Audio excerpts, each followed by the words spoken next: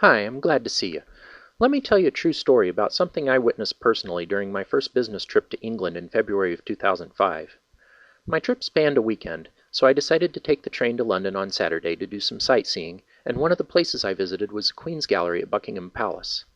There were a lot of exhibits, but the thing I remember most was this dress, with its entire surface covered completely with diamonds. It was a sight to behold. As the light hit it, it cast sesquicentuple rainbows all the way across a display case.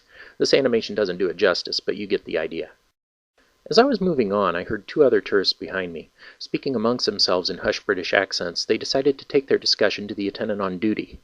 "Excuse me," said the boldest of the two women, "but my friend and I were wondering, are these the real jewels, or are they merely bits of glass?" The attendant looked as if she'd just taken a fist to the stomach. "I beg your pardon?" she demanded. The tourist realized she'd just opened a can of worms, but what could she do but press on? "You know," she offered, "perhaps they're just a replica in case someone tries to steal them." It took the attendant a moment to gather herself enough to speak again.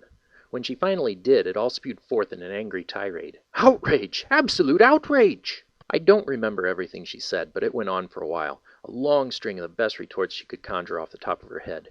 "Bits of glass, indeed! Why the expense alone to construct an accurate replica? In fact, when the Queen wears these jewels on affairs of state, we replace them with a placard that says 'In use.'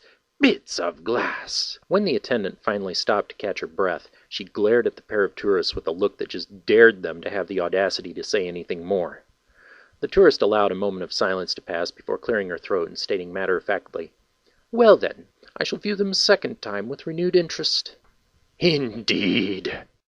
So that's it. The two tourists went back to the display case giggling to each other, and the attendant returned to her spot in the center of the room. You know, there are a lot of types of awesome we encounter on a day-to-day basis, but standing out particularly among the various categories of awesome, there's British matron awesome, and I can state beyond a shadow of a doubt that this was the single most chock-full of British matron awesome moment in my entire life.